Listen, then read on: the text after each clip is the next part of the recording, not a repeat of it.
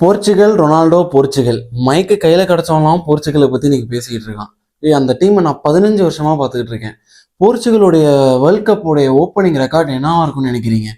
இது வரைக்கும் அவங்க விளையாண்ட வேர்ல்டு கப் குவாலிஃபை ஆன வேர்ல்டு கப்பில் 5ல் 1 தான் ஜெயிச்சிருக்காங்க, அதுவும் கானாவோட. போர்ச்சுகல் மேலே இருக்கிற எக்ஸ்பெக்டேஷன் ஜாஸ்தியாகிறது சகஜம்தான். ஆனால் அதே சமயம் சைமல்டேனியஸாக பக்கத்தில் ஃப்ரான்ஸ், பிரேசில்னு எல்லாருமே செம ஸ்ட்ராங்காக வந்துகிட்டு இருக்காங்க. போர்ச்சுகல் காங்கோவோட டிரா ஆயிருச்சு, ஓ மை காட் அப்படின்னு எல்லாம் காங்கோவை இலக்காரமாக பேசுறீங்க. காங்கோவுடைய ஃபிசிக்கல் கெப்பாசிட்டியும் அவங்களுடைய கேம் என்டூரன்ஸ் பற்றியும் ப்ரூனோ ஃபெர்னாண்டஸ் இன்டர்வியூவில் தெளிவாக சொல்லியிருக்காரு. அவங்களுடைய ஃபிசிக்கல் கெப்பாசிட்டியை மீறி எங்களால் விளையாட முடியல. வேர்ல்டில் 28லேருந்து 48 ரேங்கிங்ஸ்குள்ளே வேரி ஆகிற ஒரு டீம். ஏன் வேர்ல்டில் நம்பர் 2 ஸ்பெயின் கேப்பர்தே 72nd ரேங்க்ல இருக்கிறவங்க கூட ட்ரா ஆகலையா? ஜோஸ் மொரினோ சொன்ன மாதிரி defence is an art, attack gives you goals, defence wins you games. Defence ப்ராப்பராக யார் பண்ணுறானோ அவன் தான் அன்றைக்கி அந்த கேமில் லீட் பண்ணுவான். எவ்வளோ பெரிய சாம்பியனாக இருந்தாலும் அதுதான் அன்றைக்கி காங்கோ பண்ணியிருக்காங்க. சரி, இப்போ ரொனால்டோக்கு வருவோம். ரொனால்டோவுக்கு இது ஒரு வேலிடேஷன் செரிமனி மாதிரி. ரொனால்டோவுடைய வேலையே ஸ்ட்ரைக்கராக நில்லு, உனக்கு பால் சப்ளை வரும், ஃபினிஷ் பண்ணு, அதுதான் ரொனால்டோ வேலை. ரொனால்டோவோட நீங்கள் பழைய ரொனால்டோ மாதிரி ட்ரிபிளிங்லாம் இங்கே எக்ஸ்பெக்டேஷன் பண்ணிட்டு இருக்க முடியாது. ரியல் ரொனால்டோ ஃபேன்ஸுக்கு அது தெரியும்.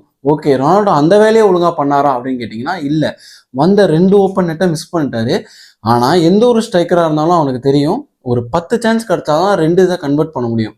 அண்ட் அவ்வளோ பெரிய ப்ரெஷரில் இருக்கும்போது, அவ்வளோ பெரிய ஒரு ஃபிசிக்கலி டேலண்டட் டீம்கிட்ட மோதும்போது 2 சான்ஸ் பத்தாது.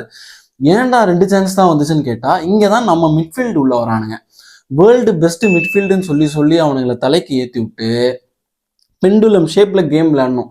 ஒரு பெஸ்ட் மிட்ஃபீல்டு சூப்பராக விளையாண்டாங்க. ஆனால் அந்த பெண்டுலம் ஷேப்பில் இப்படியே மட்டும்தான் விளையாண்டுட்டு இருந்தாங்க, பால் உள்ளே போல. அங்கே பார்த்தா காங்கோவோட பொசிஷன் கம்மி, பாசஸ் கம்மி, ஆன் டார்கெட் வெளுத்து தள்ளுறான். இங்கிட்டு நம்ம ஆளுங்க எல்லோ கார்டாக வாங்கி தள்ளிக்கிட்டு இருக்கான், ஆன் டார்கெட்டை காணும். அடுத்த மிஸ்டேக் என்ன? தேவையில்லாத பேக் பாசஸ். இந்த ஃபிஃபா வேர்ல்டு கப்பில் highest number of back passes நம்ம ஆளுங்க தான். பொசிஷன் டிக்கிட்டாக்காலாம் பார்சலோனாவே அந்த டெக்னிக்கை தூக்கி போட்டுட்டு அடுத்த ஸ்டேஜுக்கு போயிட்டாங்க. நம்ம ஆளுங்க இங்கே தான் ஷோ காமிச்சிட்டு இருக்காங்க. ஜிடேன் சொன்ன மாதிரி யாரும் அங்கே தான் கண்ட்ரி தன்னுடைய லெஜெண்டை நம்ம பேக்கப் பண்ணணும்னு விளையாடல.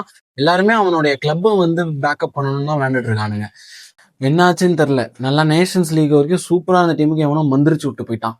அர்ஜென்டினாவை பார்க்கும்போது எனக்கு பொறாமையாக தான் இருக்குது. ஏன்னா அவங்க ஒரு கண்ட்ரியாக தான் லெஜெண்டுக்காகவும் கண்ட்ரிக்காகவும் டிஃபெண்ட் பண்ணி விளாட்றாங்க. பட் போர்ச்சுகல் பிளேயர்ஸ் கிட்ட கொஞ்சம் அந்த ஒரு சேஞ்ச் ஆஃப் கேம் ஸ்டைல் தெரியுது. இது ஆக்சுவல் போர்ச்சுகலோட கேம் ஸ்டைலே கிடையாது. டிஃபென்ஸில் மெயினாக ரூபன் டியாஸ் இல்லாததுனால லாஸ்ட்டில் இருக்கிற 2 சென்டர் பேக்கில் ஓட்டை விழுகுது. அந்த ஓட்டையை டேலி பண்ணுறதுக்காக டீம் இறங்குறானுங்க. ஆப்போசிட்டில் இருக்கிறவன் லெஸ் குவாலிஃபைடாக அட்டாக்ல இருந்தாலும் அவன் ஈஸியாக மேலே ஏறிடுறான். ஃபார் எக்ஸாம்பிள், காங்கோ அடித்த ஹெட்டிங் கோலை கவர் பண்ணுறதுக்கு ஒருத்தன் கூட கிடையாது, அவன் ஃப்ரீயாக ஹெட்டிங் பண்ணிட்டு போகிறான். இந்த மாதிரி எக்கச்சக்கமான மிஸ்டேக்ஸ் ரெக்கவரி பண்ணணும். அண்ட் ரொனால்டோட கேம் பிளேயோட அலைன் ஆகிற ஒரே ஆள் நம்ம ஜோட்டா. அண்ட் அன்ஃபார்ச்சுனேட்லி நம்ம ஜோட்டாவை தவறிட்டோம்.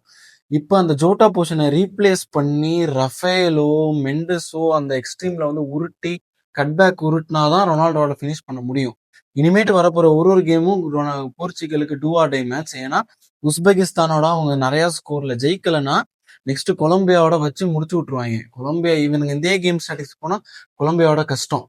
2016 ஃபைனல்ஸில் ரொனால்டோ அடிபட்டு வெளியே போன உடனே நானி, பெப்பே, குவாரஸ்மா எல்லாம் அப்படியே வெறி கொண்டு, நீ பிரான்ஸா இருந்தா எவனா இருந்தா வாங்கடான்னு சொல்லி ரத்தத்தை சிந்தி விளையாண்டாங்க. பார்த்தீங்களா? அந்த போர்ச்சுகல் வரணும். அந்த ரெஸ்பெக்ட்ஃபுல் யுனைடெட் போர்ச்சுகல் வந்தா மட்டும்தான் இந்த வேர்ல்டு கப்பை போர்ச்சுகல் ஜெயிப்பானுங்க. அதை பண்றாங்களா இல்லையான்றது இன்னைக்கு நைட் நமக்கு தெரிஞ்சிடும். காத்திருந்து பார்ப்போம்.